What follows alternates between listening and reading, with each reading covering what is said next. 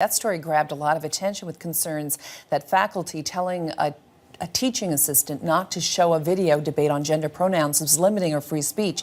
In a statement, the university's president said that Laurier has a clear commitment to academic freedom and freedom of expression. She also added that Laurier prepares our students and instructors for difficult discussions. The common good of society depends upon the search for knowledge and its free expression, adding that we will ensure that all students, staff, and faculty know exactly what our commitment to academic freedom and freedom of expression means in the classroom. All right, is this good enough? The university says it has also created a task force on freedom of expression to get feedback from the community and look at best practices beyond Laurier. Joining me to talk about this is Pam Palmater, Chair of Indigenous Studies at Ryerson University. She is joining me from Toronto, and Barbara Kay, a columnist for the National Post, joining me from Montreal. Pam, let me start with you. Let's get reaction to the very first revelation from this release last night, which is that nobody made a complaint. Yeah, exactly. Well, and that's part of the problem. There's a side to many universities where people take their own personal politics and try to spread that across their own particular faculty and then try to govern or manage how other people are teaching. And that's kind of a problem throughout universities all across the country. And it really goes to show that this is about someone's own political agenda, and there was no complaint whatsoever. None of this should have happened, and she should never have been put through what she continues to go through. Yeah, Barbara, I'll get your reaction to the fact that there was no complainant. Yes, I agree with the views that have been expressed. Pam, yeah. Yes, Pam, I agree with Pam, and I agree with Lindsay, I agree with you. Look, he lied. He lied in order to have the opportunity to have her sit through what, to many people, looked through a kind of Maoist re-education process, and I think recording that, if it had not been recorded, we would have not only missed that particular session, but we would not be having this national discussion about freedom of speech in the universities and the politicization of not just communications, but I would say that most of the humanities, there is a strong current of that kind of politicized thinking throughout the faculties of all the humanities in most Canadian campuses. Give me an example of what you mean. Well, I would say that in the English literature department, for example, you would have courses being taught not in the way that I used to learn them, you know, Shakespeare or Milton or the great books, the great canon, as we used to call it, but you would have texts that deal with power struggles between, you know, oppressed minorities, books only by women or people of color, or and the constant theme running through your literary studies would be theory. You know, deconstruction or critical theory, which only talks about power relations and how literature in the West has been a conduit for imperialist, hegemonic thinking, and that so many minority groups have suffered in literature because their voices have not been heard. So it's a very politicized department, and so is sociology, and so is a lot of the other ologies. Let me take that to Pam. Pam, Yeah, what do you think? So I completely disagree. That's not at all what I was talking about when individuals were politicizing their own agenda. All of those developments in all of the humanities and universities actually looking at more than just European ideology and recognizing that there's Indigenous and women and racialized minorities, and that this is actually a valid form of English literature or social work or politics or law. Those are all positive developments, and we shouldn't for a minute think that by including everybody's voice and not just the white European voice, that that's somehow wrong. When I was talking about politics, I was talking about individuals who have particular issues and try to force their own agendas outside of the scope of their own work. It's one thing for you to do that in your own work, but to try to force it on someone else who's teaching in a very balanced and appropriate way, which many of us do in our own classes, That's when it becomes a problem, when it's individuals. But in terms of actually doing the inclusionary part and showing the world that there's more than just a European view of things, I think that's a positive development. And I also think another thing that's positive is that universities are far more sensitive to being inclusionary. All we've had, I mean, keep in mind, universities have been part of the oppressors, part of the colonizers, part of those who have promoted hatred and racism and sexism. And so the move towards getting out of that and respecting this balance between academic freedom and human rights and inclusion, I think that's something that's to be celebrated. While this is kind of a bad scenario where things went very wrong by some individual faculty, we shouldn't actually look at the rest of it. Barbara? I don't believe for a minute that these individual faculty members that grilled Lindsay Shepherd just happened to be the only people on the campus that held these views, or that had such a sketchy relationship with the truth that they wouldn't sacrifice it to pushing an ideological agenda. I think this is something that is rampant throughout the campus at Wilfrid Laurier, and I think it's rampant at other campuses as well, and that's why there is a national and international discussion going on. You can hardly pick up a newspaper without seeing an editorial that talks about the lack of free speech on campus. May I just say something about the? Well, let's get. I just want to get Pam's response to that particular, and then we'll come right back to you, Barbara.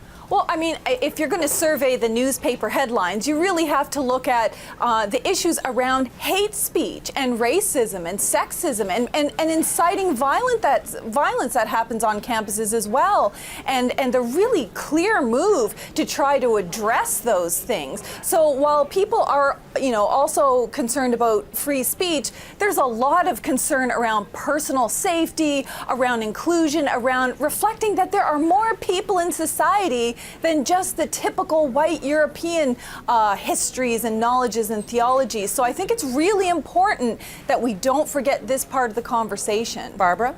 I think the people that are least safe on campuses today are people that are trying to bring a different point of view from the one that the progressive point of view that you've just been talking about. And this idea that people are not safe because other people hold ideas that they don't like or that they find offensive is a problem on campus. And I would like to say, I'd like to go back to this idea of the sketchy relationship with the truth that this Professor Rambukkana demonstrated. In the agenda segment that Lindsay Shepherd showed to her class, all the focus was on what Jordan Peterson had to say. But he was in debate with somebody else on that program called Nicholas Matt, who was a professor at the University of Toronto. Nicholas Matt is a transgender man, and he is also a professor of transgender theory. He said publicly on that program that science for the last 30 or 40 years has proven that there is no link between biology, as a person's natal sex, and their gender. That was a statement that I found astonishing. In fact, I wrote to him and said, can you send me links to these studies that you mentioned?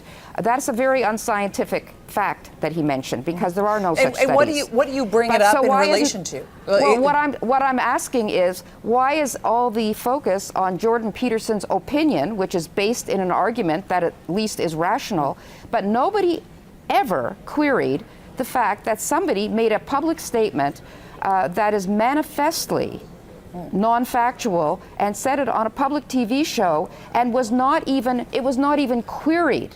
So I find this a little more problematic than the fact that Jordan Peterson's controversial opinions are not welcome on campus. The fact that a totally non-scientific statement can be made and not even challenged. From a coverage point of view, go ahead, Pam. I was just going to say that, that whole discussion is a red herring. The issue is not the debate that happened on TVO. The issue that we're dealing with is this poor grad student who was wrongfully chastised for actually presenting the debate, which had both sides of the debate. It's not whether who was right and who wasn't and who had more scientific evidence than the other. There's going to be arguments on both sides. It's the fact that she presented this in a neutral way, like thousands of faculty do across the whole country, and that she got chastised wrongly for doing that. And that's an incident that you can't use to now say,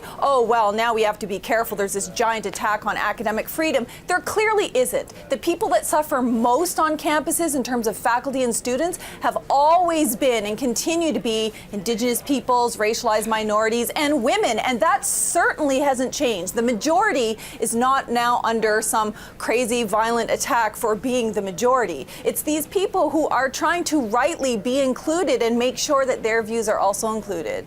I believe that their views are included, Pam. In fact, I think that their views are the views that are dominant in the university campus today. I would say that... Do you work on a university campus? I do, and I have for a very long time, and I can tell you, it is not the case. At many occasions, I have been chastised for even bringing up the word colonization in an Indigenous studies class. I mean, that's beyond ridiculous, but we have to continue despite the resistance. Pam? At different universities. No, seriously, who has the word colonization is used? It's every other word I see when we're writing about the universities, and nobody I know has ever chastised anybody for using that word. And I don't mean to put you on the spot, but what I am really amazed that you, teaching in Indigenous studies, would ever be criticized for using the word colonization, because that is endemic to Indigenous studies. If you are Indigenous or racialized or teaching in a university in subjects that are not mainstream, you wouldn't be surprised at all. This is just common for the rest of us. And that's why it's important to keep focused on the bigger issues about this balance between academic freedom and human rights and safety and inclusion, which is important to have that balance. There is no right that's all-encompassing. There's no such thing as academic freedom while avoiding other people's human rights and right to life and liberty. Okay, you know, I do believe in inclusiveness, I really do. But I actually think the primary mandate of the university is the search for objective knowledge. And the way we build knowledge is to have people with one opinion based in evidence and people with other opinions based in other evidence, and to work together, debating, discussing, and moving towards higher truths at all time. So inclusiveness should be one element in a university, but far more important is the search for knowledge. That is, to me, the basis of what university is all about, and I think that Lindsay Shepherd was fulfilling that mandate, and it was just too bad that most of the people around her in the faculty seemed to think that that was far less important than perhaps offending some people who, think that their respect for their identity is the most important thing in the world, or respect for the ideology that supports their identity is, people have rights, but ideologies do not. And when you start to think that an ideology has to be respected rather than people having to be respected, then we're in trouble. And that is what Lindsay Shepherd's accusers do think. Pamela, let me give you the last word, about 30 seconds left. What do you make of Barbara's goals for university life and what she has to say about what Lindsay Shepherd represents? Well, I hope Lindsay goes on and continues to teach and persevere the way she has. I think it's important that the university realized it did wrong, its faculty did wrong in that scenario. And I think the university should continue to include people and, pursuit of knowledge with the realization that there is no such thing as objective knowledge. Knowledge has always been controlled by the dominant majority. That's really not true, and that Pam. is clear. It's always That's really been. not true. It is. Okay, you have to listen to Pam. Yeah. Pam, finish up. Yeah, so the whole point is that the whole definition of objective knowledge has always been defined by the majority, and what we're saying now is that there's a lot of tons of knowledge, diverse knowledge that needs to be included, and it includes all perspectives. All right, Pamela Palmater and Barbara Kay, really interesting conversation, a lot to think about tonight. Thank you so much.